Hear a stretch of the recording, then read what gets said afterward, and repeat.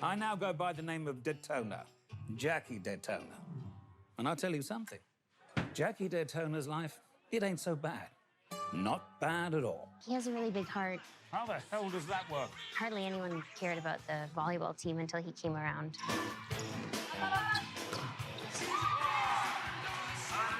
We weren't doing real well. We were losing a lot. And Jackie Daytona shows up, and suddenly balls are going where they're supposed to go. I'm pretty sure he's the X Factor. There we go. When you're Jackie Daytona, you can do whatever you want because you change lives. Jackie Daytona really inspires me. It may have sprang from necessity, but now I feel as though I may never depart. Welcome to Fourside Fights featuring Sheridan, Ohan, DarkGenex, and Dhir. Citizens of Fourside, I'm Jackzilla, and I know, number one, I love Loxodont the Elephant, as does 80% of the Rivals player base. Number two, if the Kennedy family hadn't stolen an election from Nixon, we wouldn't care about televised debates. Number three, shrooms are the chat GPT of the mind. And number four, I haven't played Melee or League of Legends in 2 weeks. Let's go to each side. Am I a fake gamer? Have I lost the will to game? Who am I? Let's go to the host, co-host of the Genesis Gaming series and Melee and meme hater, excuse me. It's Sheridan, not Melee hater, meme hater. That's very close. Sheridan, what do you think? Well, 2 week break too long? no, it depends on what you're playing instead. You know, taking a break from League, that's always a good idea. But, you know, if like City Skylines 2 had just come out and you were gaming on that, that would be acceptable. You know, they don't have bike lanes in that game, and I'm not playing it in protest until they add them back. Let's go to, he's here to redeem himself after a disastrous throw related to wobbling in the last episode. It's Tipped Off's TO, Ohan. I think it's funny because League and Melee are two games you always come back to, and one of those we celebrate very heavily, and the other one is kind of this awful curse that we're forced to live with. So I think that's just par for the curse. You'll be back in time. League is a great game. I love playing with my team. You're only making me want to play it more. Let's go to New York tournament organizer and commentator who wears Ice Climber's costume sometimes. It's DarkGenex. League of Legends is a poison of the mind, but I think the idea of a real gamer versus a fake gamer is kind of cringe. Be cringe and free. Don't worry about gatekeeping yourself. Okay. The real gaming was when I rode the bike to the top of the mountain. And finally, the founder of Glint Gaming. It says here he's a proud Canadian. Hello, Dhir. Hello. I'm one of the proudest Canadians you'll meet. I love Canada. In terms of being a gamer, yeah, I think that League, Melee, as Sheridan said, they're lifelong games. I think it's like a virus. It's one of those viruses where, like, once you have it, it's always with you. So it's okay that you take some time off. It'll come right back. Hopefully the outbreak's not too bad next time. Even considers that League just might be a good game. Nobody even humor. Oh, you I love play League. Dota. I've been playing You a wanna lot of duo? Arena. I've been playing a ton of Arena mode recently. They always find. I'll play Arena with you. You want a Yeah. duo? Let's do it. Let's run some Arena. All right. I've been Nice playing job. League This is you're the first person to say yes to me on this show. Welcome to Fourside Fights. We've got 4 outstanding guests today who are going to act as pundits as I throw topic after topic at them. They'll give their takes. If they're entertaining or interesting, I'll give them points. If they're boring, repetitive, or patently unreasonable, I'll subtract. And of course, I can mute any contestant at any time for any reason. The player with the most points at the end is our winner. They get to commentate the 3 losers as they take it to Fourside in a free-for-all so we can see exactly how their punditry translates to Melee. Let's get started with our first topic. It's a lot of words here. 2 days ago, Robin Harn, aka Juggle Rob, the founder and head TO of the Big House series in Michigan, announced in a long post that the Big House would be put on indefinite hiatus. You should read the full post to get context. He explicitly said he didn't want it summarized, but I have no choice as a game show host about recent events. The gist: Rob's desire to run huge, massive, complicated events has declined as he's taken up coaching volleyball, and his financial stability isn't where he'd like it to be to take on the risk of losing money on a big event. And the series itself is in a tough spot where his vision of it as a huge event is very hard to execute as esports have lost sponsorships and interest in the past few years. So let's take this one step at a time. What does the loss of the Big House mean for the Melee scene? And what is your favorite Big House moment? Anybody can take it.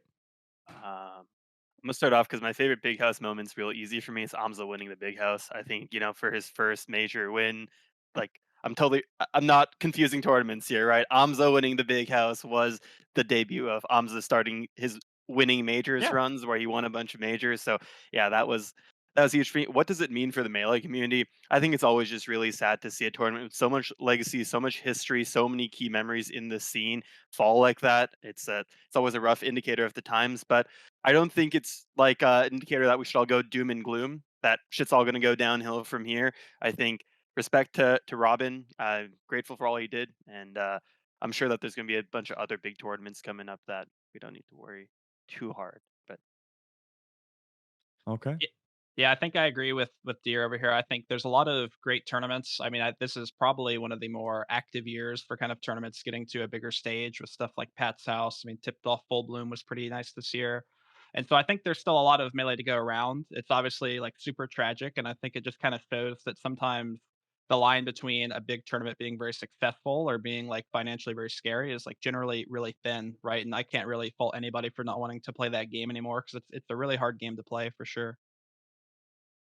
Yeah, I mean, Big House was one of those tournaments that I planned like my entire last half of the year around. I knew that was where I was going to be in October. I have family in Detroit. It was always a great time to go over there, see my family, and then go to the tournament. We always had a large contingent of the local scene, whether that was Oregon or NorCal for me, head over there. And some of my best memories are really um, just chilling in the TO pit with the other TOs and just telling war stories. But I know for whatever reason, the one that stands out to me is Big House 4. Um, Somehow, Robin and the other TO crew had a 2 hour window where they were just able to get away from it. And we all walked to like this Lebanese place. There was like Mhm. 8 or 10 of us. We just all sat down at the table, and the restaurant owner comes out. He's like, "Don't worry about ordering anything. We'll figure out a big platter for everybody." Just brought out this giant platter of Lebanese food. One of the greatest dinners that I've had at a tournament. That rocks. oh, Justin? My favorite Big House moment, personally, first of all, it's a shame that one of our great events has gone to the large venue in the sky. Uh, it's just a sign of the times. Things are happening as we go on. Um, my favorite Big House moment, personally, regional cruise. 8 years ago, almost to the month, like a few months back and forth. Diz Kid Boogie and Shroomed getting annihilated by Kage the Warrior in Canada versus NorCal Cruise. It was beast to watch. You would see that this burly Ganonmade, he jumps up and down, like, yeah, we took down NorCal, one of the strongest regions in the world. It was great. But I think now is not the time to mourn Big House, because in the wake of Smash World Tour, Ludwig hosted Scuff World Tour. Waff, Contra, Jade, Cav, and I ran Redemption Rumble. And we need to make our own road shows. Like Ohan's very own Tipped Off went from a college regional to 2024's only event with the top 10 in attendance. Dhir's Battle of BC went from a lovely University Hall regional to one of the game's biggest super majors. The last time I was on here, or the first time rather, you told me that my scoop wasn't good enough, right? Yeah, I love insulting a scoop. You got to give me Yeah. a juicy exclusive if you want some points in this show. You want a juicy exclusive? Here you go. October yeah. 26, 2024, not announced. The Function 4 will be happening on Big House Weekend in New York City. Oh, Mark your shit. calendars, folks. Oh, shit. Tell me more. Tell me more. Function 4. Huh? Tell me more. Keep going. Yeah, we're going to make it the biggest. And by we, I mean people who are involved with TOing it. I'm only one of many. And I'm mostly doing commentary as well as seating for it. But I'm sure New York City has a lot of huge plans. And by that, I mean, I know that New York City has a lot of huge plans for it. I just cannot be privy to tell all of the details of it. But there are talks of getting some notable top 10 players who have pretty much confirmed for this event. And it's going to be huge. So check it out. Function 4 on Start GG if the site's still operating in October. Okay, that's beast. I think my favorite Big House memory, God, it's very hard to narrow down, actually. I immediately thought of like 4 or 5. One was everybody walking out when it was Armada and HBox Grand Finals, and I saw PPMD walking out, and I went, "You don't want to watch your fellow gods?" And he just gives me a little shh. And then Big House 6, just the whole thing. I had driven there from Bloomington, Indiana, with like a whole crew of our scene. It was, the yearly pilgrimage, and I was sure that we were going to die on the way back home because I was going to be a sleepy driver and like not be successful at like navigating because we were going to go there and back. But because Mango won, everybody was talking literally the whole way home. I genuinely believe Mango winning that tournament saved my life in that car.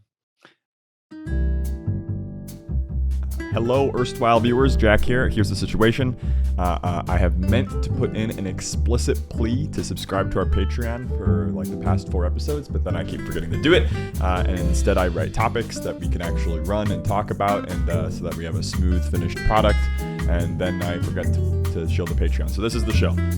I'm interrupting you to say, please subscribe to our Patreon. It's the best way to support us. Throw a few dollars in the pot each month. And, we have a couple things going on in our Discord, but mostly it's just a way to help support us and help us still do the show. Thank you. Let's move on to our next topic. We got more Big House. One of the striking things about the last Big House was how empty it seemed after Melee Grand Finals as Ultimate was playing. The same thing happened actually to us at Full Bloom this year.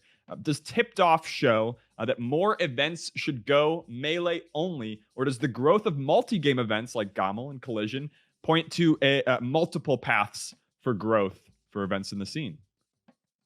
We got 2 visions right here. Actually, 4. All 4 of you basically are running very different kind of events. That's crazy. Who wants to start? I think that I'll happily start on this one because I'm running a Melee only event later this year with our first like in-person Gallant Melee Open, right? And I think that Melee only events that are giving a major feel on a regional scale, like a 200 to 300 person event, works really well still. I think that one thing that we saw this year that's been really cool is seeing our top players travel to smaller events that are 100 to 200 person events. I think that we need to care less as a community about we really need to get 1,000 people, 2,000 people, 3,000 people for this event to matter. We just need to look at, hey, is the event stacked? It should matter. And for that matter, I think we can have some really sick Melee only tournaments, and takes a lot of overhead off the TOs if they only have to worry about one games community, because we keep bunching up all these tournament communities and it's like these guys don't give a crap about this other game, and it just adds so much to You trying to host please them all. multi-game tournaments, and a huge part of some of that attendance comes from those other games. What do you lose out on by going Melee only? What do you lose out on? Big spectator crowds potentially for sure. Like, the Ultimate kids love watching Melee at Battle of BC, and they do stick around for it. Or this year we had it first, but it's the reason that they do. What else do we lose? Just raw numbers of people in the door, I'd say, but it comes with so much other overhead. So, yeah. Okay. Anybody else? I mean, for Melee players, it's like, sure, they like the vibes of a Melee only tournament. A lot of people said Tipped Off felt so refreshing because there weren't any Ultimate kids and there wasn't a playpen, as they would say. But we need more players to get into the game. We need to save the game from time itself. We are like CRTs. They are going to go extinct if we don't have more people joining the game. We need the Yardigans. We need the Zoomers, the Amazing Digital Circus TikTok crowd, the Genesis and Supernova crowds. Get people in the game. The roaring crowds and confetti exploding into the venue as Meister takes a game with Sora. We're literally going to run out of players. Where are the OG kids and the Zamus going to come from? Multi-game events, not for Melee only, exclusive fan clubs. Okay. Yeah, that seems to be closer to the Genesis vision. Sheridan, what's your take on this? Well, the more communities that you have at your event, the more kind of overhead you're able to sustain. The really big challenge for events that are trying to last a long time with that is that you have to continually maintain that like connection with that community, which is really difficult. I think Big House towards the end became known as sort of a Melee focused event, and that may have detracted from some of the revenue that Big House was expecting to get from the Ultimate crowd to sustain their venue. So that's the biggest challenge of like a multi community event. We've been lucky enough that we've had like a great Ultimate team that connects with especially our local community in NorCal to just keep the vibe up, keep the energy going, keep the interest, and just I'm really grateful for all the respect that the Ultimate crew has for Genesis, even though like all of the top, it started from basically a pure Melee crew. But we're trying to bring in the FGC. We're hoping Rivals 2 has a strong showing, and it's all about just keeping connected with those communities as much as you can, because if you lose one of them, that's a big scaffold that just fell from this thing that you were trying to construct, and losing that when you have to do venue negotiations for 100,000 plus square feet, that's a really difficult situation. Yeah. Ohan, what do you think? Yeah, so I think that as someone who runs like a melee, I would say probably one of the biggest melee only events, right? It's very different, I think, kind of my like goals and ambitions, right? I think that financially, like there's a lot of merit to having like other events and kind of going more horizontally, right? And spreading out into different games. But for me personally, I think that I kind of need to find those ultimate counterparts or the Street Fighter counterparts to be able to create like passionate, product for those communities, right? I don't feel comfortable charging the same price point or doing whatever if I don't think I can deliver the same sort of product. As far as the experience, I think because we are melee only, we probably have a lot less money to play with, right? But we're able to invest a lot more of that directly into melee, probably percentage wise compared to other events. So stuff like the double quad stream and just kind of all the hospitality we're able to give. I don't know if that could really happen at other events. But that being said, I think, at these much more grand convention center, big hotel sort of tournaments, they really do have to operate with all the games to afford the bills, right? The sad reality is right now, Melee isn't big enough to support the, San Jose Civic or the Sheridan Toronto with just the Melee players, right? That's just the reality of the situation. We have a missing middle. All right. Yeah. So that moves on to our next topic. This is a pretty smooth transition to our third kind of event, big house stuff. One of the things Rob talked about in his post was that downsizing the big house would compromise his vision for the event. This is the one part of his post that I didn't really understand. Right? I understood that the financial risk. I understood having the vision for the event. I understood not wanting to spend as much time focusing on melee when other things are, filling your life with joy. But to me, downsizing seems like as obvious a solution to keep an event alive as you can get. Makes it easier to run and less financially risky. What am I missing or misunderstanding? Is it time to leave the convention centers behind us? What are the kind of the pros and cons of downsizing? Prestige. Yeah, Silence. yeah, I don't mind starting you here. go, go for it. I think the big thing is that for one thing, I mean that tournament was not killed, right? It's not out back. It's on hiatus, right? My understanding, people can correct me wrong, is there are plans to potentially do something with it in the future, right? That was at least my understanding of the situation. So I think at least, downsizing in the short term is something that's very logistically difficult, right? Like you kind of have to come up with a whole new game plan compared to maybe taking a year or two off might be easier, right? Labor wise. But I mean, it's always a very difficult pill to swallow, right? Because I think a lot of people, myself included, if we had to downsize our events, would take that as some level of failure, if you'd say, right? Even like morally. And I think that's, it's a very hard thing to face at the end of the day. So if they have some alternative game plan that's not known to us, I'm very excited to see what's going down in a year or two from now up there in Detroit. Yeah. It's also possible, that there's some venue contract situations that we're just not aware of, and maybe he's got an obligation that if the event does come back, it has to meet um, some kind of minimum size, and trying to downsize that. Maybe he wasn't successful in negotiating that with the venue. Uh, Yeah, I guess maybe some of my bias in this question is coming from nostalgic memories of hotel big houses, which may or may not have.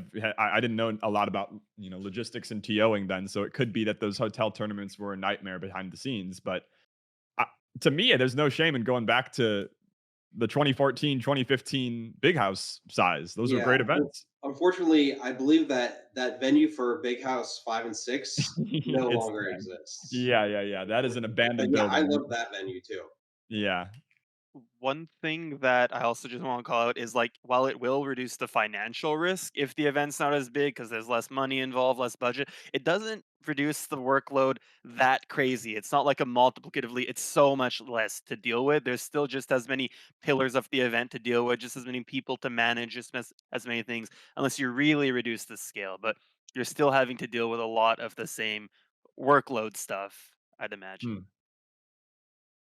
And also, it's like the big house is one of the Olympics of this of Smash in general, and to go from that prestige to being sort of like a minor league event, it's got to hit the TO team.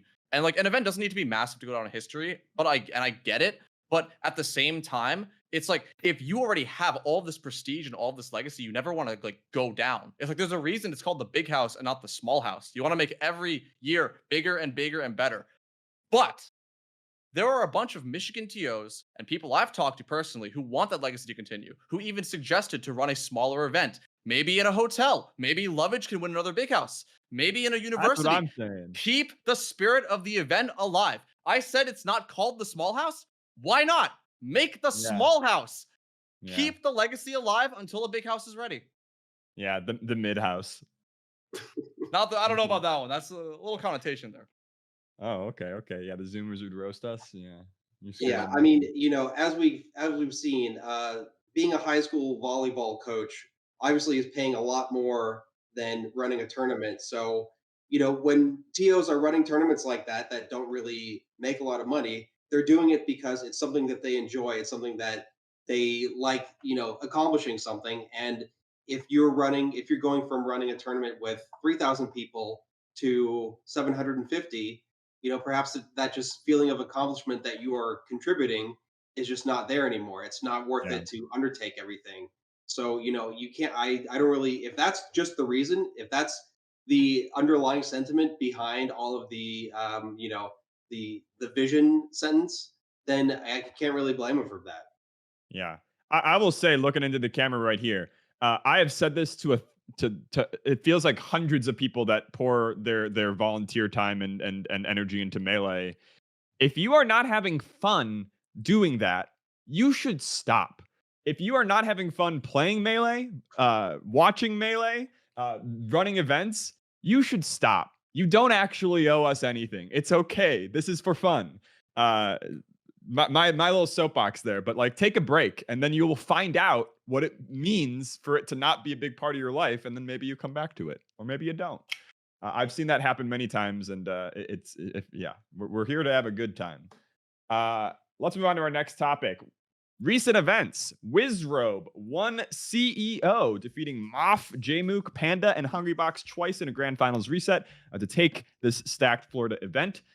This is Wizrobe's biggest win in years, I believe, maybe even since Smash and Splash. And he had to beat, you know, all the best players that were there to do it, and people that are in the top 10, you know, crowding at the top. Is Wizrobe a challenger to win events like Supernova and majors to come going forward? Is he back? I don't see why not. He Was he proved ever that really he's gone? Yeah, has he ever really gone? He only ever went away when he was just like not showing up to as many events, and like that's where Yeah, he that's was gone. called It's not being like gone. When it's he not like when he went from 8 being events a year to but you 2. asked, is he in contention to win these events that you mentioned, right? If he shows up to them, I'm not surprised if he You like thought Wizrobe had a shot at winning Ludwig okay, Ogren Championship Series when he okay, showed fair. up to one event Okay, that fair. year? Okay, fair. Yeah, Yep. maybe I'm a hater, but I personally do not think the win at CEO is like that crazy, like groundbreaking impressive, right? Like besides Jmook being there, it was essentially a Florida regional, right? Everybody else was just from Florida. I think Wizrobe has some pretty bad like matchup head-to-heads of like the upper echelon of players, right? Like I don't think he's beaten Moki or Cody in quite a long time, and I think besides maybe one of the Cody sets, they really haven't been that competitive. So I believe he can do it as like a person, but I wouldn't place money on it anytime soon until I saw something different. Going off of what Ohan said, like at the last event he went to prior, he lost to Ben twice to lose the tourney, Yep. Invincible. But also when he was gone, he didn't get to go to anything. Like he's never really had like a downturn. He just didn't go to events, and he's signed now on Luminosity, which is also a double-edged sword because one of the Spaceys that's going to be top 10 is Sunsei, who recently beat him at Gomo in the really crazy 3-stock-to-1 comeback. I think also it's not like it was a really brutal or dominant win on Wizzy's part. Like HBox basically had the win in his arms and barely lost it barely last hit game 5 of the first set. And it's like Wizzy has a lot of hurdles to overcome before he can become a contender to really be like a major winner again. Could he do it? It's possible, but I wouldn't bet on it. Sheridan, do you yearn for the summer of 2019? Or was it 18? 2018? What was the Yeah, see, Wizrobe we don't summer? even How old am remember. I? That's how grandiose it was. We don't even remember. Savage. It's called being old. There was a ballot where I put Wizrobe above Hungry Box. I think it was 2018, Wow. probably, but This but is where summer he's where it winning was those everything. two fighting a CEO, Yeah. and then Wizzy lost to Gatsu. So maybe it's a tangential question to this. CEO also announced they're returning to Orlando next year. I kind of felt like this, even though it was a lot of Florida players, I thought it was a strong enough top 8 and an exciting enough top 8 that I'm wondering if it could snowball into CEO sort of returning to the pantheon of very important Melee events. And I wanted to ask y'all, broadly, is it time for us to come begging to the FGC events again? Please take us back. We were wrong to spurn you. All right, I'll Unless- start with this one, ahead, yeah. if I may. Yeah, so I think that I went to CEO. I watched it live. It was a lot of fun. I love hanging out with the Florida homies. CEO might be really close in proximity to another Southeast tournament that I think will do quite well next year. So that could potentially cause some issues. But I mean, I like that it's in Orlando now. I think that's really sick. But I think Daytona was really only the excuse or half the problem. If I'm being quite honest, I think it's some of these more FGC tournaments, they really have to care and put the time into the Melee crowd, right? Melee audience is very finicky. And until that happens, I think it may be hard to break through back into that major level like they were a decade ago. So finicky. We're here on Fourside Fights. You can propagandize to the people. Should we be finicky, Ohan? I think it's hard, right? I think there's a lot of people doing really great work in the space, right? I mean, I think everybody in this call, I mean, Justin doesn't work on tournaments anymore, but there's tons of great people running really great Melee events now, right? Like we invest a lot into Melee technology. We try and, compete with one another essentially at the end of the day, right? To run the best Melee tournament we can. And I think that, FGC events just don't have that motive or drive, right? They're just trying to run the best overall FGC event they can, right? And sometimes that's not an aligned path with what we're trying to do. But like, there's also not a lot of attention on all these amazing tournaments. More eyes are on CEO Grands than a majority of tournaments and most events in 2024. Like, yes, Melee is a side event for the fighting game communities. Yes, we deserve better, but we're also fighting for scraps. Like, we know our worth, but we need to get that audience to remember why we deserve it. And we can gain that audience again by playing ball at all these FGC events and being on that sideline and showing maybe we deserve something more than that sideline game. But we got to bide our time and get that moment again. So, yeah, if Evo brings us back, we'll take it in loving hands, even if they let us, even if they bring back Wombo. Oh, I'll do whatever they want. Best of 2. Sure. Game cubes only, no UCF? Sure. Yeah, sure. Yep. We don't need it. UCF made us weak. True. Yeah, no, dropping. For me, I'm always like, if they are giving us the home and the space to welcome them, our community into their events, of course we should take it up on them.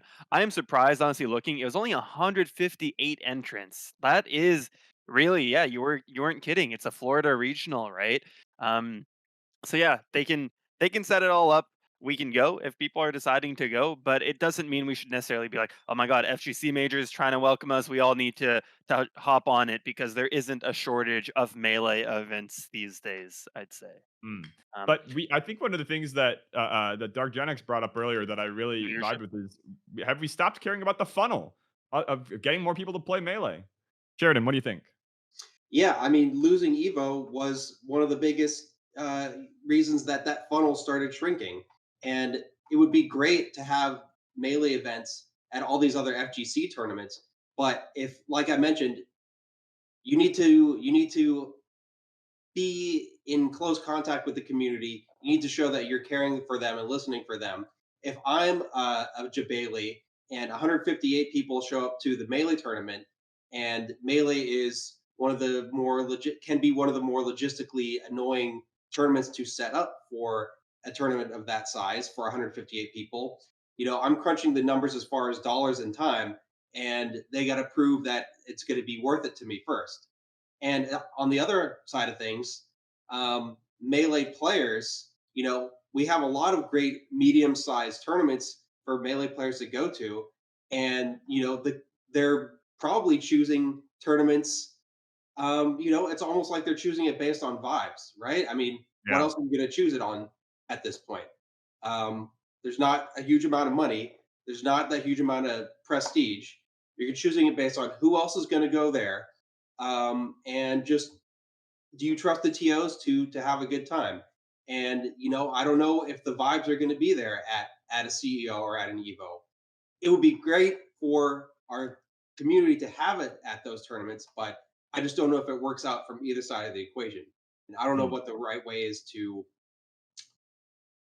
kind of get a virtuous cycle going. I do want to say I'm happy and really happy to see the amount of commingling between FGC and Smash these days. Like people aren't just calling us the sneaky Smash kids or whatever, and like Melee's not really getting ostracized by this community anymore. And the same way, vice versa, where like Smashers are much more open to playing FGC titles and like becoming friends with the FGC top players and stuff like that. And I heard I people think saying that literally every year I've been in the Melee scene is that we're becoming more and more intertwined, but we're at fewer of their events ever. The crossover between Melee players entering and being in those events is lower than maybe it's ever been. Maybe it's a little bit better than like 2022, but it's certainly worse than at Evo 2018 where like 20% of Melee players would enter another event. It's not very high for Evo standards, but it's high for Melee player standards, right? that's fair. Yeah, Tekken 8 and Street Fighter 6, how many top level Melee players can you think of who are even playing it at all? That is fair. Yeah. Um I keep owning you. You got to fight back. I don't actually know if I'm right. I'm I'm so making this sick. stuff up. Sorry, I forgot we're All supposed right. to fight on this show. My bad. You gotta say that I'm taught. You gotta say that's bullshit, or do what Spark says. He says no, and Mm. that it's very hard to defeat that.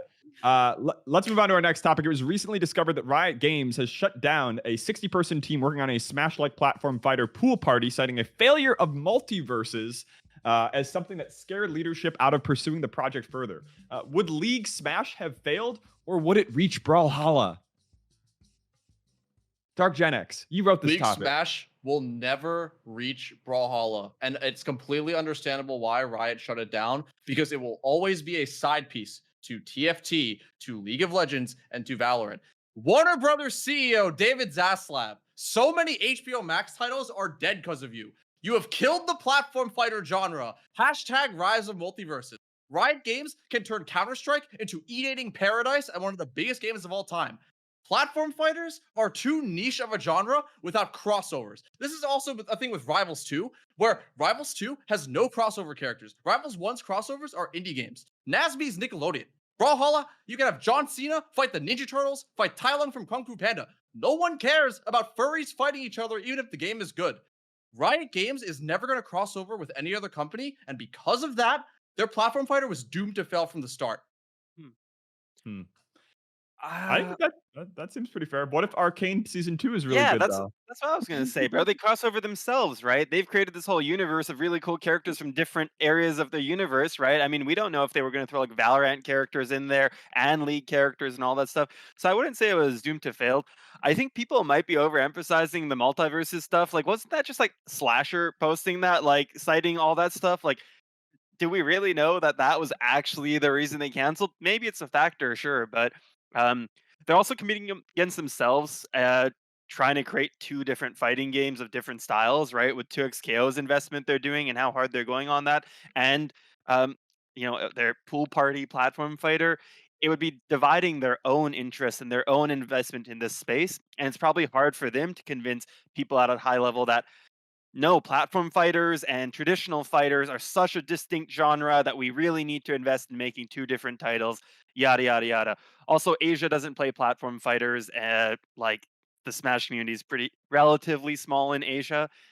And League of Legends and Riot Games is all owned by Tencent, who's mainly trying to push stuff to Asia. So, But do any of your relatives under the age of 13 or over the age of 30 know who Jinx is?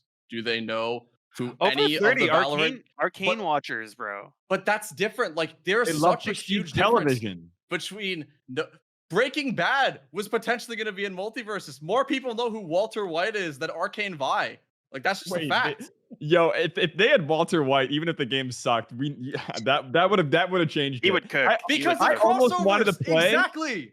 I almost wanted to play for LeBron alone. The existence of LeBron in that game is the funniest platform fighter character inclusion of all time. And LeBron will never be in Pool Party because Riot Games would never let it happen. There. Well, if I know one thing about League of Legends players, which I probably don't, but if I do, it's that they will just keep playing that slop no matter the quality of Yeah. in front of them. So you throw out a platform fighter with, you know, the same nonsense that they're used to, the same League of Legends branding and characters and whatnot that I assume they've grown to love. And, you know, I'm sure that a significant percentage of them will just sign on to it and just start grinding on it because it's got the things that they know. So I Mhm. think, you know, regardless of the quality of the game, it would have still been a big draw and Yeah, perhaps another big platform, a big pillar for platform fighters or just fighting game tournaments in general to, you know, get more overhead on and grow their communities. Yeah, And like we need that funnel, right? Maybe they play the game and maybe it's terrible, but right next door or just on the setup next to them, they see melee, and you know that's growing the funnel, right? That's another funnel into the larger funnel. like you were talking funnel to turn like generally non-gamers into gamers, but like yeah, the League of Legends player base is like 160 million people a month or something like that, right? So we have a pretty wide cast net of people who already know this IP. That like I understand crossovers do a ton, but if you already have this IP where so many people already care about it, and like so many, you're not making up new furries. Like I don't know, I love playing as the waifus. But yeah. also like, They sorry. could do 5v5 platform fighter matchmaking, That'd be and But sick. then you also can most always of blame your these teammates for losing. The two things on that are that Runeterra failed despite having League of Legends IP and is dwarfed by Hearthstone, and also was dwarfed by Gwent when it was around, which is crazy because The Witcher is even smaller of a property than the League of Legends property. But also, most of the people who play League of Legends are not in the United States. They are in areas that do not have access to GameCubes or know what a GameCube controller even looks like. Like all the people Yeah. in China who really like the platform fighters, they're not picking up Melee, they're picking up Brawlhalla. It does honestly feel like a bunch of Melee fans infiltrated Riot and tricked them into giving this platform fighter funding for a while, and then Riot woke up and was like, "What the hell is going on?" Ohan, you haven't said too much about this topic. What do you think? Yeah, so I think I saw a tweet about this. I'm not sure who I'm stealing this from, so I'll give credit after, but it's Riot killing a platform fighter because of multiverses is like dropping Marth because you just watched the Crimson Blur, Are right? you Applicants. citing Like Tapokins on my it may be a program? Tafo. I didn't Applicants. remember who sent it. All right, shout outs to Tafo, but it's true, right? It's like multiverses is one of the most egregiously awful, mismanaged platform fighters, maybe of all time, Yep. right? But I think there have been a lot of like recent successes. Like, I mean, NASB 1 made a ton of money, right? I'm not too sure how NASB 2 did, but it probably also made a good deal of money, right? And I But think icons. What about yeah, Rushdown Revolt? it's I mean, Brawlhalla, I don't think this is leaking, right? I work events with Brawlhalla, and they've told me however much you think the next biggest fighting game makes, we make 10 times more than them, right? So there's some merit to the business strategy, right? They're putting millions and millions of dollars just into esports every year, right? So Yeah. I think it's pretty crazy like that, just multiverses can kill this whole project. What it sounds like to me is this project wasn't very far out of the crib, right? It probably wasn't fleshed out that much. I had never heard about it before its cancellation. Maybe I'm alone in that, You got to but get some leakers, man. I I heard guess people so. teased it. Yeah, You Yeah, got to yeah. get I Like, some want it. leakers. is there a build? Like, how many Everybody people will. work on it? Do you Right? want a Everybody second knew. scoop? But what I'm saying is like I just don't know how really fleshed out this was, and like I think Deer made a really good point that this kind of competed with their other like 2x KO objectives in a way, right? Yeah. So I don't blame them at all. It may have been a great move, but I don't think that means the genre is dead or there's no merit to making a platform fighter. Yeah, let's smoothly transition into our next topic. Rivals 2 had another public beta recently. The reviews are consistently great. The devs have even promised to elevate one of the player-made modded characters from Rivals 1 as an official character in Rivals 2. How hopeful are you that Rivals 2 will have the support it needs to grow? And how might it impact Smash events? I'm essentially asking here, will we be able to embezzle funds because sponsors might actually play ball with Rivals 2? LeBron James is not in Rivals 2. It's like a retread of the last thing from before, though. Who is going to get into Rivals 2? The same people who are going It's to published. be playing You Rivals. don't think being published by Ludwig helps?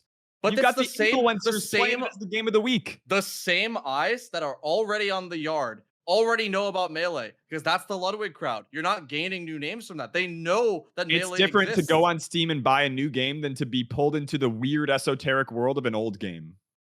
That's okay. That is valid. it is different going into a new game versus an old game. But you're talking about the crowd that is watching the yard and the crowd that is following off-brand because they are fans of Ludwig and fans of the yard. Because by virtue of that, they already know about the STR Gold game. They are not new to this. A lot of the people who are getting the game on Steam or buying it on a sale, they know or are adjacent to Smash Brothers' existence already. They're not going to see a platform fighter for the first time in its Rivals 2. They already know that Smash exists. All I right. don't Well, I'm you gonna know, fight it's back in not a a bit, but let's funnel. hear the yeah. The Rivals 2, Ludwig connection, it's not a funnel into the Melee community. It's a funnel to the TOs and the Genesis Ferrari fund, right? So we need Yes. more Rivals 2 people to show up to Genesis so that we can continue to be secure in like having enough money to run the tournament. Like So even at a basic level. I'm less thinking of it as drawing people into Melee as drawing people to For our event. multi-event tournaments so that those tournaments can like be more secure and do bigger. For sure. I think And that one. Go ahead. Go ahead. Yeah, no, I don't think Rivals 2 is going to be some like magic silver bullet that suddenly makes all of our events crazy good, but I think it's overall a huge net positive. I think that having off-brand support behind it and having a game developer that's like giving blessings to events to run it makes it really nice to sponsor pitches and things like that. Sure, we're an officially licensed event. We have the partnership and support. One big aspect for events that Rivals 2 will help a lot on is the ability to get sponsors in the PC gaming space. I think TOs probably know it's really hard to pitch Melee and Smash events to sponsors with PC gaming peripherals and accessories and stuff like that. But those are the guys who have money in the space generally. So by having a title that's run on PC, it helps because you can get those guys. But conversely for TOs, it also hurts because now we have to run events on PCs, and that's also its own logistical nightmare for people. So Yeah. And renting PCs is so fucking expensive. Yeah, I don't even sponsor for PC. That is enough to sell me on like whatever game comes out. Yeah, but the sponsorship might only be enough to cover the cost of running the PC game at the event. That would be like the third biggest sponsor at Genesis if we got something Yeah. like that. So I mean, that's to me the silver. It's not quite the silver bullet, but it's that you don't, even if you don't grow the scene all that much. To your point, Justin, you are able to, even the numbers Melee gets now would warrant much greater financial investment by sponsors if we weren't literally gatekept by our developer. Ohan, what do you think? For sure, yeah. So I think a lot of people ask if like Rivals 2 is going to be like the cure, or if it's going to. I mean, some people even say it might replace Melee, right? And I think a lot of that's just nonsense, in my opinion. We really haven't seen a platform fighter succeed like the way Smash has, and I mean, a decade, right? Like people talk about Brawlhalla as it's some success, but that game just got its 10th anniversary, right? It's a decade old. And so I think we really don't know what those games look like in the modern era where maybe things are much more online based. It's a lot less like grassroots and community oriented, right? And so I think, if they want to go down the Brawlhalla path, that's fine, but that comes with a lot of developer support and skins and supporting tournaments and having like a Battle of BC skin for some character that contributes to the event, right? And until I kind of see that commitment from them and them go down that path, I'm still somewhat skeptical about it being a long-term community that's gonna, be around for several years. I think until we see that, it may just fizzle out, kind of like the rest of the platform fighters have in the I'd past fight back decade. It's all on that. credit. Like that they've been doing a good job with that with Rivals 1. They supported and grew a community for many years and did have quite a bit of dev support. I don't know how much they were supporting the majors, but from my understanding is they would bring they had a setup. Genesis skin. They had a Genesis exclusive skin that was Mhm. themed after, like it was red and black themed after. I forget what character it was for because I don't really play Rivals 1, but they did have a skin. I remember it was in the Genesis Compendium one year because I remember it was one of the things you could use to fly out the other players. For sure. And Yeah. like So I'd hope they do it SBS, for Rivals 2. Natalis, yeah, they are like. I've had a bunch of conversations with Rivals teams so far, and they've been super like, hey, we want to support esports events for this game and help the community and help organizers. We had a couple of Rivals 2 setups even at this Battle of BC that literally we picked up from Dan Fornace's house, right? So they are keen on supporting the events, which I'm happy to see, and I'm welcoming them in with open arms because we need more developers who want to see our events succeed instead of ones that want to shut us fucking down. is it really Fornace? I've been saying Fornace Yeah, this I whole know. time. I've said Fornace many times in my life. I'm pretty confident it's Fornace, but someone in chat can tell me if I'm super double wrong. I Oh, hope they're not watching this. All right, let's move on to our next topic. Although there are elements here that we might return to. The SSBM summer ranking period closed at the start of July. Two questions: Do y'all have any surprises in your top 10? Any hot takes for your top 10? And second, should we even have a summer ranking anymore, or are too few people under the top 10 actually going to enough events in the first half of a year to build a credible resume? So I think Go for it. Go for it. all right, I Yeah. appreciate it. So I think Polite. that My top gentleman. 50, I think having more rankings is generally a good thing, right? It gives somebody something to aspire to. It's like a great thing for, to incentivize travel, right?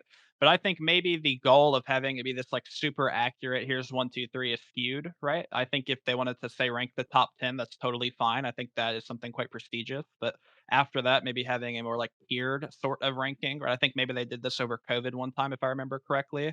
That could be something that fulfills both their goals as far as a project with rankings and also makes it a little bit less, odd with kind of the people that are low attendance or missing for part of the year.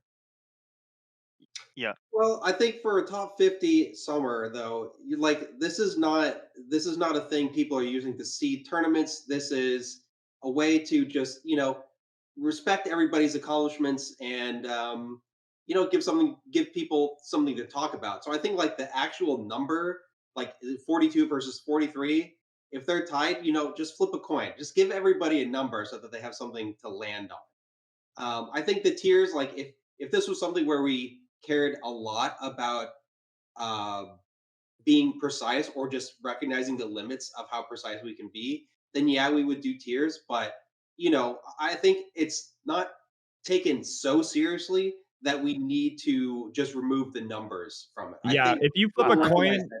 if you flip a coin between Mango and Amsa though, and you land wrong, Mango doesn't, attend events for 6 months. Okay, well, for top 10, maybe we need to Not take flip it a a little coin? more seriously. Okay, But okay. Whether 40 you're to 50, 36 or Yeah. 39, like none of that stuff Yeah, yeah, really yeah. matters. I But already what see about it as numbering within tiers. tiers? You just do the tiers and then you have little numbers. So it's the You can. exact same. They've well, that's done that to extra sell. work. So, You're in your 30s, you're in the 40s, you're in the 20s. Like that is the tiers to me. but I look people forward to the post. care. Yeah, People care about that. So for I'm sure. saying this as I am a member of the SSBM rank Yep. team this Go for year, it. and we thought about changing it to 30 people or just not doing one at all. And the top players were very upset with this because they want a number next to their name. They want to be respected, they want to be admired, and they want to have that prestige of being number 49 in the world. And you know what? After the rankings come out, people call them Mickey anyway, or they Yep. only care about the top 10, or we get that coin flip. And for 2.5 weeks, we have a news cycle that fuels itself. People Mhm. become personalities. Haters come out of the vent. Hater Mango and Hater Moki come out of the little hole sometimes. And it's awesome because we get so much news and we get passion and better melee and storylines that fuel the second half of the year for the real rankings. The summer rankings are a necessity and an evil, and it is a celebration of the new people getting on, but it is a rage fueling news machine for the other 40. And that is the beauty of why we need to keep it going. I love that pitch. I hope that is the new motto for the SSBM rank is rage baiting fuel machine. All right, cool. Let's move on to our next topic. This week concludes the voting for the Egg Dog Invitational with Junebug, Chango, Goody, and Lowercase Hero vying for the final 2 spots. The voting has raised $11,000 for the event so far, which is frankly a small fraction of what Summit got even at its early iterations. But it's still probably the largest crowdfunding for an event since Summit's closure in February of last year. What do y'all expect from the Egg Dog Invitational? And do you expect a second iteration to have more interest? I'm gonna just start real short on it at least. So yeah, I've been really happy to be working with Jed and the Egg Dog team to be running the Egg Dog Invitational. We're running right here in Richmond, BC. We've had a good partnership working with them over the years. We ran the Egg Dog Scramble in the same venue early this year, and I'm just so happy to be bringing invitational level melee back. I am a little bit sad to see the lack of I totally am grateful by the number of people supporting the voting shop and going at it, but the amount of hype isn't what I was expecting, I'd say, of like people really stoked that a summit style, a summit level event is back. I had the chance to attend a ton of summits, help TO the last one, and so now here I am trying to run one, and we're not necessarily seeing the hype around it. it's going to be sick, and I hope that people wake up to it during the week enough, and I hope it does give us more momentum on the subsequent ones. But I'm surprised by how little chatter I do see about it relative. Yeah. Because as a community, as a whole, Smash sucks at advertising. How do you get your events known? Twitter, which Elon has harvested in his Great Gatsby-esque fuel to get his Queen Grimes back. r/SBM is a meme. How else do you like advertise to people? Discords, Facebook is dead. Shouts to Zuckerberg. But like, we can't advertise. No one knew What do we this was do? happening. What do we do? It's so straightforward. Please. So Start GG is shutting down, right? We're losing Yeah. Start GG. We have an Topic. app. What happened? That's the next topic. Oh, my bad. But the point is, we have so many people competing right now to create the next Start GG for bracket management, for entrance to replace it. Why not add advertisement in there too? The Start GG region, like how you can find locals, because there is a way to find locals on that site. It sucks. No one ever used it. It doesn't work. What if there was a way that you could pin it, or a bulletin where you could find events in your general area, or majors that are coming up? I like the idea, but you've spent most of this episode being like, we got to stop marketing to just Smashers. How do you get people to go to events that are not already in the community? It's not just Smash. It isn't just Smash. All like other events run on it. I didn't say Smash, it's Start GG. Other events run on it. Rocket League runs on there. FGC events run on there. Other games run on Start GG that are not Smash related. Who needs to keep it at just Smash? You can have a hub for people who play all kinds of games. And in retro, like, because they will use this if they use this platform, they will see Smash events because they're nearby. That's how you get them in. You funnel, and everyone funnels together. Yeah. Because we Does suck at anybody else advertising. agree with that? That was quite the thesis. I don't know. I mean, I keep agree on with saying what we Justin suck. said.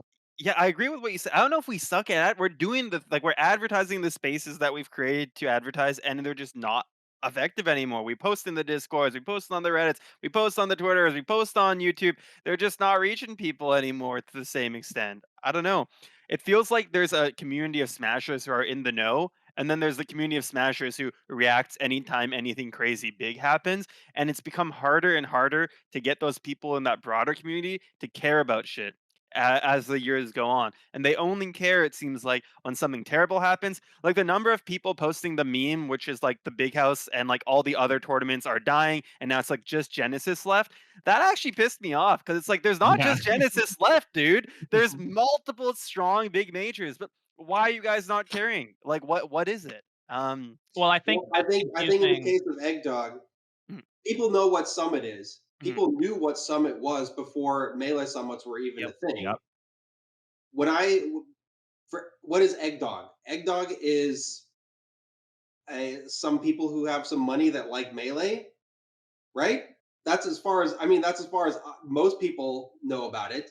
And when they say Eggdog is running a Summit style event, they're thinking, okay, well, prove it to me first.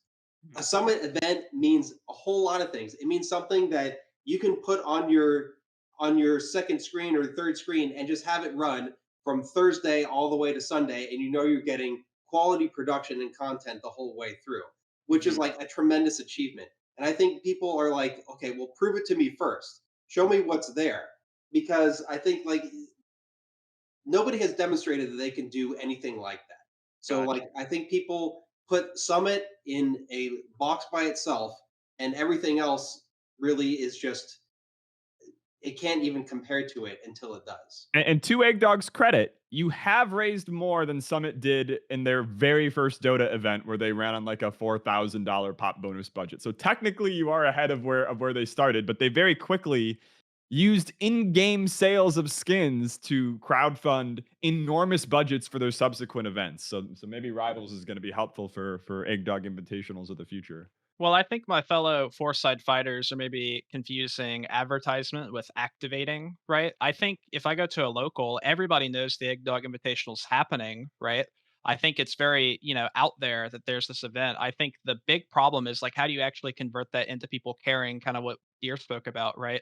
how do you translate that into everybody at the local buying a T-shirt instead of just knowing this is happening? And that's always the key, right? The 500,000 people that bought Slippy hats to get Nick Yingling into Summit, like they're out there. I'd assume most of them are still alive, all just right? shirts. Yeah, Right. exactly. It's like, how do you make So them many care? bad financial decisions. But some regions did it. Like Goody Yeah. and Lowercase Hero and Nikki, who got eliminated, all of them raised like thousands of dollars in the last second to get their players in, but people just don't know about it. Yeah. I don't Like, know if that's they're- true. I think the problem relates to the people in it, right? I don't think this is any failing of the Egg Dog folks or Dhir, so I feel comfortable speaking on it. But it's like, I think at some point you can't control the dice of who campaigns for Summit, right? If at any point in time Mango is like, I'm gonna campaign for Summit instead of getting, invited in, he talked about this. It would have been the highest profited Summit ever, right? Probably. And so at the end of the day, you can't control the dice. You can't control who opts into voting.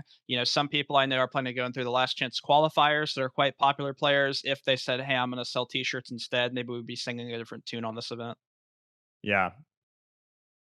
I think having multiple years of planning for an invitational actually gets to that point, because it's like year one, you want to invite as many good players as you can, build up the base of a good product. Year two, maybe you invite a couple fewer players, and maybe put some pressure in the system a little bit once you've proven the product is good, and get it going. But I do think that the players that have a huge appetite to be for an event that utterly caters to them, they are desperate to be pampered, because our current top players, they're very nice young men for the most part, but they haven't been pampered in a while.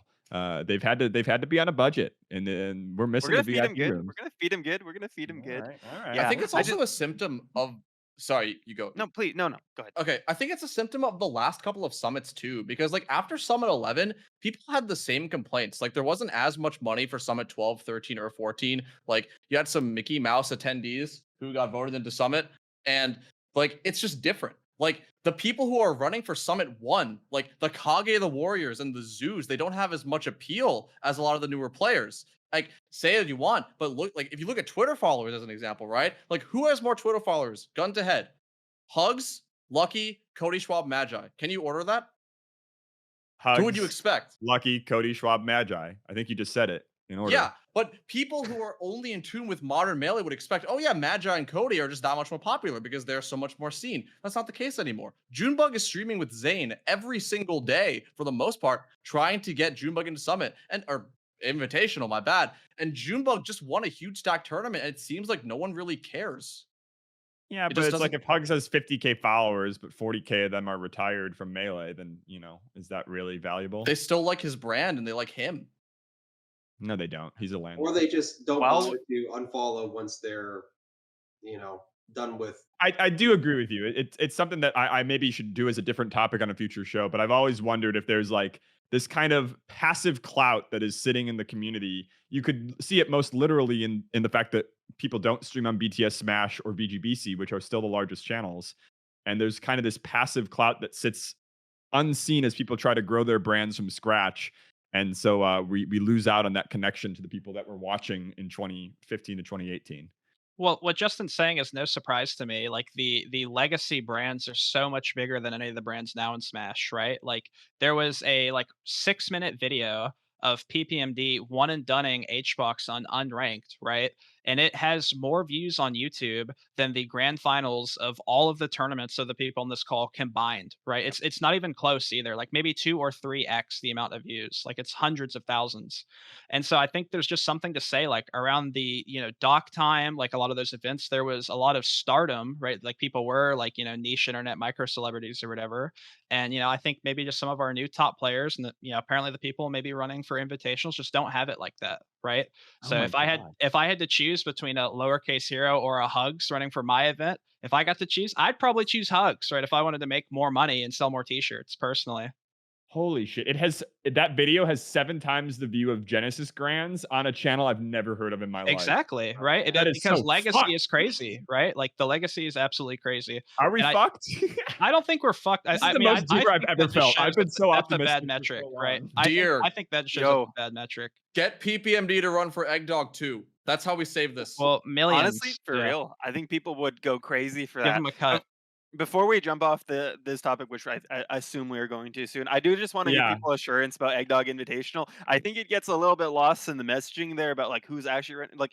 I want to give people my word that like Gallon Gaming is organizing the actual putting together the event and the broadcast and putting it all together. We're trying our hardest to do give you guys the show you guys have been missing and looking for, the Thursday to Sunday experience where you can have the summit on all weekend long and it'll just always be cool stuff on the stream to keep yourself engaged. Saturday, there's going to be the Gallant Melee Open to watch at the same time as well. We're doing skits. We have a whole team that's putting together the skits. We're working with top level broadcast people. We know how to run tournaments. So I just hope that you guys can give us that faith and that trust in us being able to give it a shot this time. And I hope we can do a great job because I would fucking love if we can start running summits again on a regular basis, invitational style events. And, you know, the success of this one will really be indicative of it's whether or not we can. So, yeah. Let's move on to our last topic. It's another doomer topic. We're having a bit of a how do we stop Atlantis from sinking kind of vibe here. Start GG is starting to collapse. TOs are increasingly frustrated with bugs, basic features misbehaving, and general unreliability of the site as Microsoft has continued to pull resources and fire team members who were working on Start GG. What the heck was the point of buying it if they were going to let it just die? And how will the Melee community replace it? Do we return to challenge? Do we resurrect TO? Or do we get lost in a quagmire of 5 competing standards? If there is one thing that I have learned about Melee players throughout my time in the community, is that it has some of the most dedicated and resourceful people I have ever met in my entire life. You already know that when one head of that Hydra is falling, there's 9 other people trying to make Start GG clones. You know that they are working on making one that is bigger and better, and it is currently being developed by 4 or 5 different teams. I'm not even talking about the sumos, like Bracket Bunny. I know Dhir's talking about Bracket Bunny in his thing. There's literally at least 5 that I can think of right now. Think about so how your many answer to my question is lost in a quagmire of competing standards. Is that what's up? No, it is that the best one will be the one that survives. We have 26 functioning box clones and half of a functioning bracket website. It is going to exist. There will be our golden savior that is a Start GG replica that actually works. Just give it time. It is going to come out. Someone will make it because Start GG is a dumpster fire right now. Why they bought it is one of the things you said there earlier, Jack. And I don't know if I don't know if this is an overshare. I think I can share it because it was shared in as I give you points. I give you points. Yeah, I mean, Microsoft at the time had a fuck ton of money and everybody was doing esports investment stuff. And then the big thing was Microsoft had stores all around the world, the Microsoft stores, where every one of these Microsoft stores was running tons of events, local events, right? So they needed the infrastructure themselves. So they bought it to run for their own infrastructure. If we're running a fuck ton of tournaments in all these stores, so it's used for like Gears of Wars tournaments and Killer Instinct and all that stuff was all on Start GG back on the day. So they bought it for their own interests there. They never really had a plan on how to monetize it properly.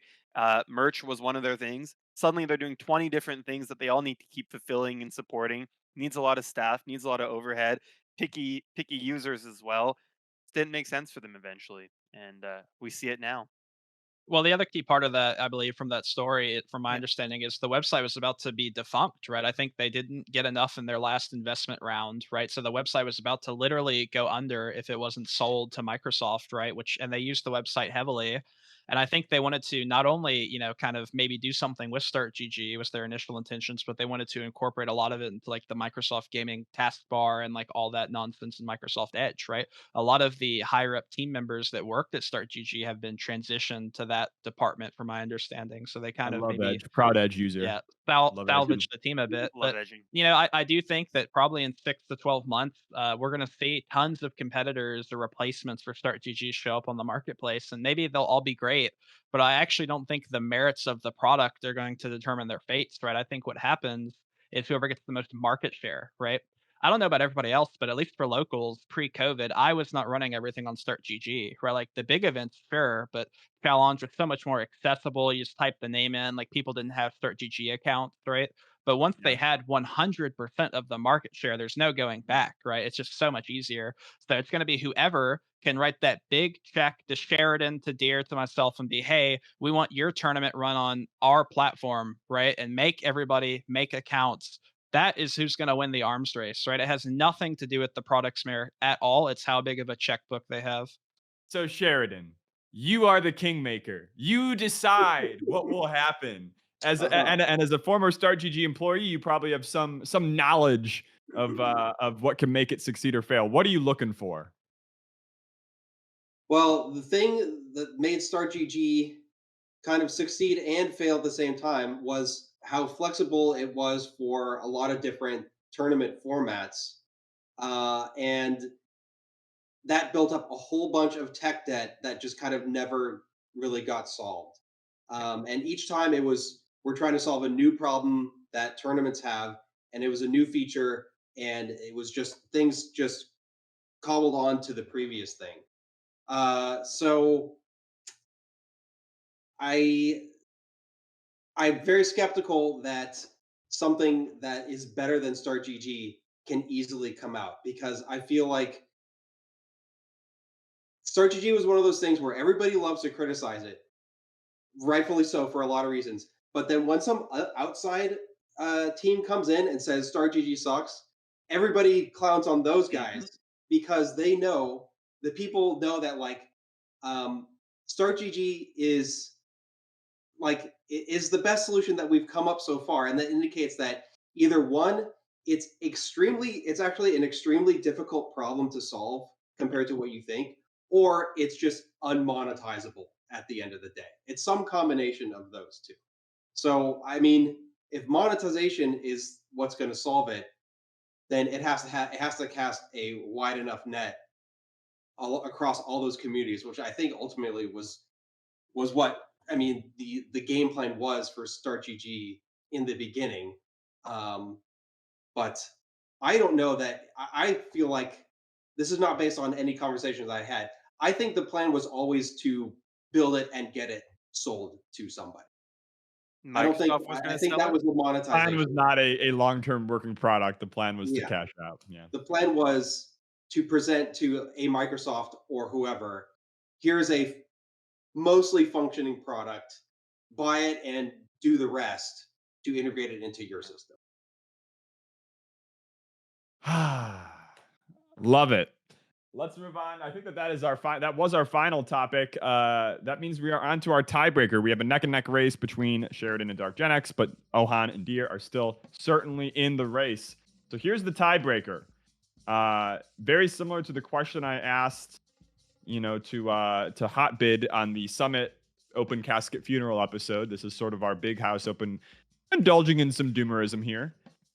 What would y'all say to someone who wants or thinks that they're going to start trying to organize tournaments, going to events, joining the Melee scene right now when they see kind of the doom and gloom and shadows? What would you say to that person who either wants to get more involved or just wants to know that there's a reason to keep spectating, even passively? I'm going to start with our lowest point score right now. That's Dhir. You're going to go first.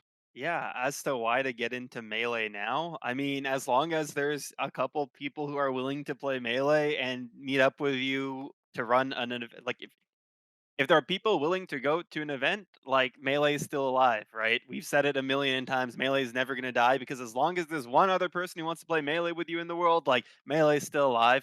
Why to keep watching it? Players keep getting better. Crazy shit keeps happening every other week. Donkey Kong just won a big tournament, right? The game is still continuing to develop and the storylines are still really exciting and hype. So it's still just as good a time as any. Easier to get into it now than ever as well, given that you can just hop on Slippy and find a match in 10 seconds. So, yeah, don't let the doom and gloom of Twitter get off Twitter. It will help you care more about the Melee scene. Just go be with your Melee scene. Yeah, I think I kind of agree with what you said earlier, Jack, where I think a lot of my advice to someone, maybe either a TO, commentator, player, whatever, is find a relationship with Melee that you're really healthy with, right? That makes you happy at the end of the day. I think for everybody in our community at all levels, right, have gone through this cycle historically where they just do everything, they do a lot, and then they get burnt out and they quit or they go dormant and passive for a while, right? I think if we can kind of all do a little bit, we can actually get a lot done in the long term, right? And I think what's so special special about that is nobody knows how our story ends, right? I probably can tell you how Tekken's story is going to end, right? Or Tekken 8 or whatever, Brawlhalla's Ultimates, right? No one knows how the Melee story ends, right? And I think being a part of that is so special, and everybody has a role to play in it. I've never heard anybody put it that way. That was kind of beautiful. All right. That brings us to DarkGenex. Most people will never get to say that they really tried. You know, like the ping pong competitor journey, that rush of putting your everything into something, like competing in Melee or running the best tournament ever and failing, because you're going to fail and you'll fail again and you'll succeed one day, but you're going to fail a lot. And that effort to be able to say that you tried in a community of other people who are trying as hard, if not harder, and you matching to try and be something is something you will never be able to replicate anywhere else. You are going to meet, I say this to whoever I'm speaking to, you are going to meet some of your best friends in the entire world through this community. Brothers and sisters who will be at your side until the day that you die. There is nothing like Melee in the entire world, and you will be better off for trying and joining the community. Sheridan. Go to your locals. You'll meet some of the best people in your life there. You'll figure out what your relationship is with Melee. Everybody at the local has a different relationship. Some are the people who that's just there for the social event, and playing the match is just what they do to just get out of the house. Some of them are people who just come to commentate. They don't even play the game anymore. They just come and hop on, and they just love to talk. They love to see their friends doing well. They love to see the trajectory of the new players coming and succeeding. And your relationship with Melee, like, it can get you. It's one of the crazy things where it's basically like church. You're there to self-actualize. You're there to meet people. You're there to find out what your place is in the world. You're there to make your place in the world. And I've gotten basically everything I have in life from that. My career, so many of my friends, my girlfriend, my life partner, all that came from Melee. And it's not because of just playing the game. It's like what Justin said. It's you figure out who you are through that playing of the game, and you figure out your relationship to other people. And it doesn't have to be, I mean, competition is a big part of it, but it's also it's communion, right? It's competition and it's communion. The third place in this modern day and age where there isn't any third place for young people. Yep. All right. Damn. I hate it when this happens. All right, let me get a coin out. All right. DarkGenex, Sheridan, you have tied. I'm flipping a coin, heads or tails. Tails never fails. All right. It was tails. DarkGenex, you are the winner of this episode. Congratulations. Sheridan, Ohan, Dhir, let's pull out our controllers and get to Fourside to see exactly how our punditry translates to Melee. Please stick with us. Get that off my screen. Do you like me?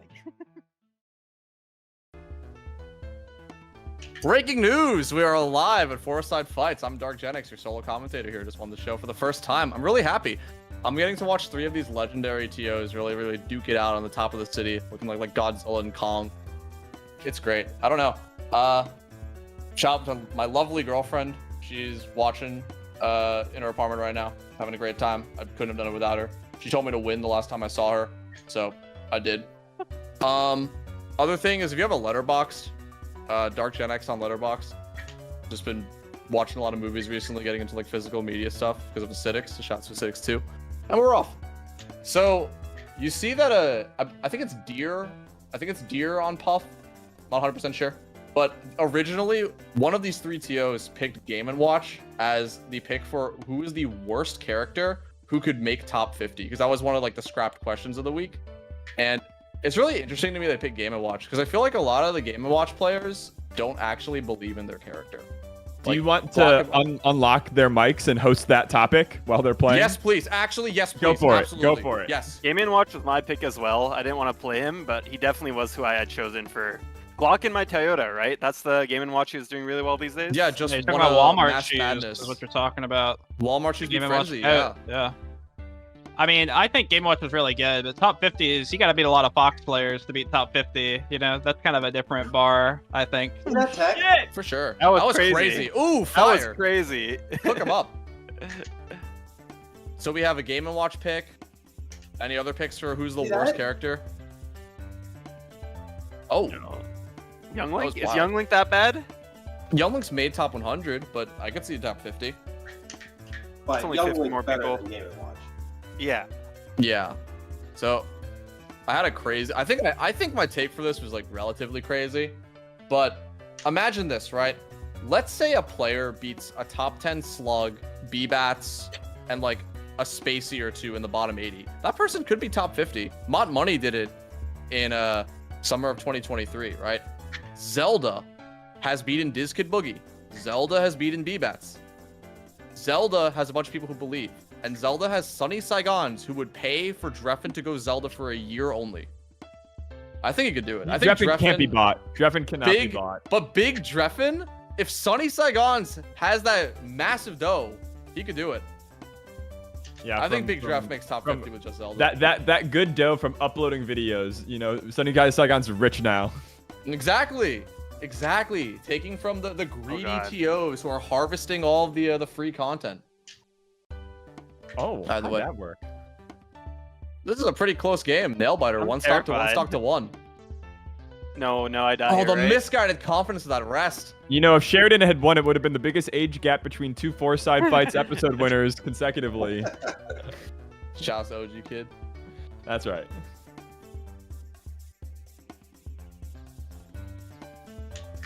Realist them the up smash rip, huh?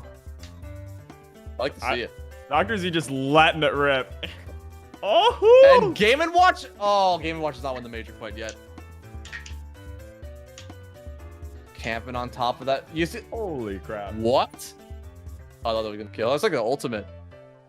You see the Nikki Twitter thread about Puff airtime and how? Oh no way! Dhir wins in a clutch moment. Clutch Dhir, the high tier abuser, clutches it out to win the fight on Fourside. That has been our show for y'all. We will see you in 2 weeks. My camera is doomed. Damn, I've just let the darkness consume me. Bye, everybody. Thanks for being here. Toodaloo. Hi, everyone. Peace. Peace.